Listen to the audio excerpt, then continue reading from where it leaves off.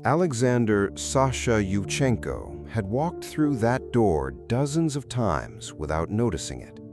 It was a heavy steel door at the back of a service corridor on level 35 of Chernobyl's Reactor 4. On the night of April 26, 1986, 3 men passed through it while he held it open from the corridor side. He held it for about a minute. For years afterward, the question remained, what had the door saved him from, and what had it only delayed? Hours earlier, he was at his desk. He was 24 years old, a senior engineer at the plant for 2 years. His office was a windowless room on level 12.5 between reactors 3 and 4. Reactor 3 was running on the other side of the wall. Sometime after 1:20 in the morning, he heard a low thud. The walls buckled and the doors blew inward. The lights failed, and dust and steam came in through the doorway. He picked up the phone to Control Room 4. The line was dead. Then Control Room 3 called for stretchers. He grabbed one and started downstairs. In the corridor, he met Viktor Degtyarenko, a coolant pump operator he knew well. Victor was burned and soaked through, and Sasha did not recognize him until he heard his voice. Victor told him there were others by the pumps who needed help. He also told him that Valery Khodemchuk, the night shift pump operator, was missing. Sasha found a second man, badly scalded, on the far side of a pile of rubble. He waved him off and told him to go and find Valery. Breath Yuri Tregug came down the corridor. Dyatlov, the deputy chief engineer, had sent Tregub to manually open the emergency coolant valves. The 2 men went together. They could not reach the first set of taps because the walls had come down across the corridor. They went down 2 flights of stairs and stood knee-deep in water. They forced open a jammed door and looked through the gap. The steel coolant tanks had been torn apart, and where the ceiling should have been, Sasha could see the night sky. The 2 men walked outside. Half of the reactor building was gone. The roof had been thrown clear of the walls. Cables sparked over rubble. From the ruined reactor, a column of pale blue light rose into the air. Sasha stood in the dust and watched it for several seconds. He later told a journalist it was light bluish, like a laser, and that it was beautiful. He also said that at the time, he did not know what it meant. He went back inside.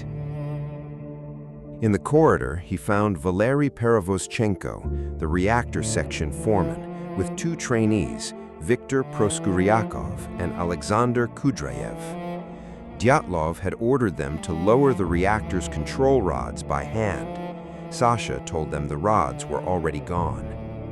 Valery, a former Soviet submariner, said they had to try anyway. Sasha had the only flashlight in the group, so he went with them. They climbed a stairwell to level 35. The corridor ended at the heavy steel door that opened onto the central reactor hall. Behind that door was what was left of the reactor.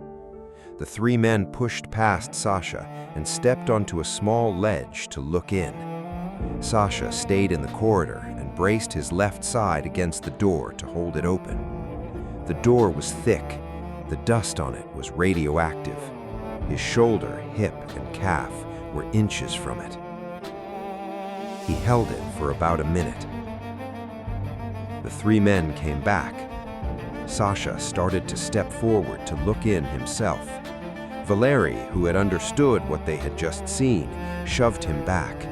He told him there was nothing to see. The door closed. The 3 of them later died in Moscow. Sasha later said that the door and the wall behind him probably saved his life. He still took serious beta and gamma burns to his left shoulder, hip, and calf. His total dose was later estimated at around 4 sieverts. He also said that the worst feeling, walking back along the corridor afterwards, was that there was nothing else they could do. He kept working. He went back to the destroyed pump hall to look for Valerie again, and they never found him. Valerie had been killed in the explosion. By 3 in the morning, Sasha was vomiting.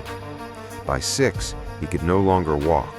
They put him in an ambulance to Pripyat Hospital number 126, and within 24 hours, he was on a plane to Moscow.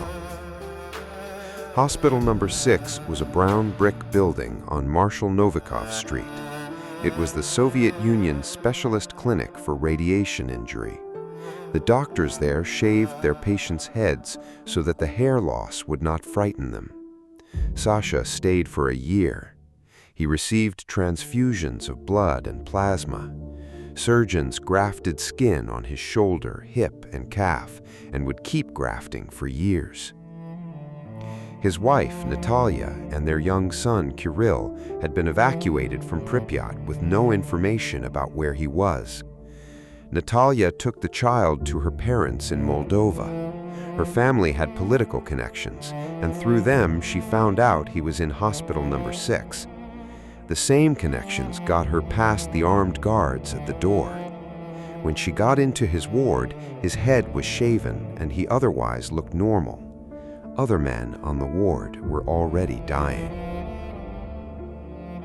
He came home. The grafts continued for years. He went back to work, but not at a reactor. For most of the 1990s and early 2000s, he kept his head down. 2 of his own neighbors never knew who he was. The state had given him an Order of Honor for the night and a 10-year medal, which, he later said, everybody got. In December 2000, he was invited back to the plant for the shutdown of Reactor 3, the structural twin of the reactor that killed his colleagues. He walked through it. He stood on top of the reactor block. His knees, he said, wobbled. In 2004, he gave his first long interview to New Scientist and appeared in a Discovery Channel documentary. He did not turn the night into a sermon. He still believed in nuclear power, as long as safety came first. In the summer of 2008, on a beach holiday with Natalia, his face went white on the plane home. The tests showed his spleen was several times its normal size. He had leukemia. He went back to the same Moscow hospital. It had been renamed the Bernasanian Medical Center, but the same 2 doctors who had treated him in 1986, Angelina Guskova and Angelika Barabanova, were still working there as consultants. His son, Kirill, was 25 by then and a trainee surgeon. He was working in the same building. For weeks, Kirill saw his father every day. When the ward went into quarantine, he called his mother and told her not to come. On the Saturday, the 2 of them laughed and joked. On Monday, November 10th, 2008, Sasha fell into a coma. 8 hours later, just before midnight, Kirill phoned his mother. Kirill had grown up in the shadow of the hospital that saved his father. Now he was standing inside it when the story ended. Sasha had survived the door at Reactor 4, but the door had not closed behind him.